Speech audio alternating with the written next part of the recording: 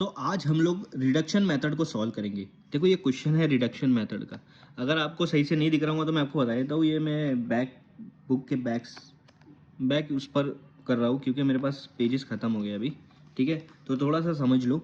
तो यहाँ पर क्वेश्चन दिया x plus y plus z is equal to 6, 3x minus y plus 3z is equal to 10, 5x plus y minus 4 is equal to 3। ये तीन equation दी हुई है। इससे हम लोग मैट्रिसेस बनाएंगे पहले, उसके बाद फिर रो ट्रांसफॉर्मेशन के ज़रिए से हम लोग रिडक्शन मेथड को सॉल्व करेंगे। तो चलिए बढ़ते हैं क्योंकि यहाँ बढ़ेंगे तो आगे भी बढ़ेंगे। अब आप मैट्रिसेस कैसे बनाओगे, चलिए शुरू करते हैं। ठीक है, मैट्रिसेस बनाओगे। देखो ये एक्स वाई जेड, एक्स से पहले यहाँ पर 1 है, वाई से पहले भी 1 है, जेड से पहले भी 1 है, तो तीनों 1 1 1। नीचे वाले में एक्स से पहले 3 है, वाई से पहले माइनस और 1 है, जेड से पहले 3 है। ठीक है, यहाँ पर देखो x से पहले 5 है, y से पहले 1 है, z से पहले -4 है। ये आपके मैट्रिसेस हो गई। ठीक है, ये मैट्रिसेस आ गई। यहाँ पर तीनों वेरिएबल लिख लेंगे x y z। ठीक है, और यहाँ पर हम लोग बनाएंगे ये कांस्टेंट 6 10 3। ठीक है, ये चीज़ हो गई आपको। अब क्या करना है हमको, अब क्या करना है, अब यहाँ से सबसे पहले हम लोग को रो को ट्रांसफर करना है। मेन चीज हमको क्या है कि ये तीनों जीरो होना चाहिए, ये तीनों नंबर जीरो होना चाहिए। हमको अपर ट्रायंगुलर मैट्रिसेस में इसको ट्रांसफॉर्म करना है, इसको बनाना है। अपर ट्रायंगुलर मैट्रिसेस का मतलब होता है ये जो इसके ऊपर वाले ये सारे नंबर्स तो होंगे, एलिमेंट्स होंगे, इसके नीचे जो रहेंगे वो सब जीरो हो जाएंगे। तो ये तीनों एलिमेंट जीरो होना चाहिए। अब कैसे जीरो होंगे, पहले मैं इसको ले लेता हूँ, क्या है वो 3 है। 3 को जीरो कब बनेगा, जब 3 को माइनस करेंगे 3 से, ऑब्वियसली। अब यहाँ पर कहीं 3 है क्या, क्योंकि मैं रो मैट्रिसेस कर रहा हूँ तो मेरे पास इसके अलावा दो रो है, एक ये है एक ये है। ना तो यहाँ 3 है ना तो यहाँ 3 है। लेकिन अगर मैं आपको एक चीज़ बताऊंगा, ऊपर वाला में 1 1 1 है, अगर मैंने इसको 3 बना दिया, अगर ऊपर वाले रो को मैंने 3 बना दिया तो मेरा सॉल्व हो जाएगा ना प्रॉब्लम। तो मैं क्या करूँगा, R1 को 3 से मल्टीप्लाई करूँगा, R1 को 3 से मल्टीप्लाई करूँगा। तो मैं साइड में एक रफ पेज पे आप 3 से मल्टीप्लाई कर सकते हो, सिर्फ R1 को, सिर्फ पहली रो को। तो ये इसको 3 से मल्टीप्लाई करूँगा, 3 1 जा 3, इसको भी 3 से, इसको भी 3 से। तो पहले वाले एलिमेंट के 1 1 1 किस में चेंज हो गए, 3 में। ठीक है, और इधर वाला भी आपको चेंज करना है, जितने नंबर ऊपर पहली रो में जितने नंबर सबको चेंज करेंगे। 6 को भी 3 से मल्टीप्लाई करेंगे, 18। ठीक है, हाँ ये एक्स नहीं लिखा मैं क्योंकि हम लोग रफ पेज पे कर रहे हैं ये वाला। अब क्या करूँगा मैं, इसमें से R2 में से ये 3R1 को माइनस करूंगा। 3R1 मतलब ये इधर 3 है, 3 में से 3 चला गया तो क्या बचेगा, 0। तो देखो हमारा तो पहला चीज आ गया ना, पहला 0 हो गया ना हमारा। देखो पहली रो 1 वैसा का वैसा लिखना है। हाँ अब याद रखना, ये 3 3 मत लिख देना यहाँ पर, क्योंकि हमको चेंज किस में करना है, रो 2 में करना है। ये तो मैंने आपको इजी हो जाए, इजी समझ में आ जाए, इसलिए मैंने आपको साइड में रफ में बता दिया। आपका R1 में कोई चेंज नहीं आएगा, आपका R3 में कोई चेंज नहीं आएगा। यहाँ पर आपने जो लिखा है उसका पहला नंबर क्या है, R2 है, तो R2 में ही चेंज आएगा, या उसको ऐसे भी लिख सकते हो, मतलब चेंज काय में आ रहा है, R2 में आ रहा है। ठीक है, तो R2 में चेंज आएगा, R3 में कोई चेंज नहीं आएगा, ना R1 में आएगा। तो R3 और R1 वैसा का वैसा लिख दूंगा, मतलब पहली रो और आखिरी रो ऐसे की वैसे रहेंगी।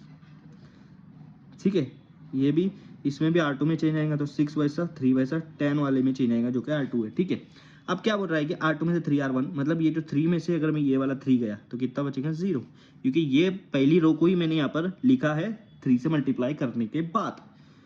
-1 में से 3 जाएगा, मतलब -1 -3, -1 -3 हो जाएगा -4। ठीक है, 3 -3 ये भी 0 हो गया। ये 0 हो नहीं हो उससे हमको लेना देना नहीं, हमारा मेन एम है ये 3 0 होना चाहिए बस, बाकी कुछ भी हो। 10 में से 18 गया तो कितना बच रहा है, -8। ठीक है, ये हो गया, पहला रो ट्रांसफॉर्मेशन हो गया। अब ये दोनों को 0 करना है। तो देखो मैं क्या कर रहा हूँ, ये वाला 0 होगा ना, ये वाला कैसे 0 करूँगा मैं, ये वाला क्या है, 5 है, तो 5 में से 5 जाएंगे तभी तो 0 होगा। तो ना तो रो 2 में कोई एलिमेंट 5 है पहला, ना तो रो 1 में 5 है। तो देखो रो 1 में 1 है, जहाँ भी 1 है ना, 1 जिसका कोई नहीं होता उसका 1 होता है, एक चीज़ याद रखना है। तो मैं 1 को 5 से मल्टीप्लाई कर दूंगा, मतलब रो 1 को 5 से मल्टीप्लाई कर दूंगा, और फिर रो 3 में से 5 ये वाला माइनस कर दूंगा। तो रो 1 को जो 5 से मल्टीप्लाई करेंगे तो ये देखो रो चेंज हो जाएंगे, इसको भी रफ पे लिखो, 5 5 5 हो जाएंगी, क्योंकि सब 1 है, सबको 5 से मल्टीप्लाई कर दिया। ये भी 5 से मल्टीप्लाई होगा तो ये हो जाएगा 30।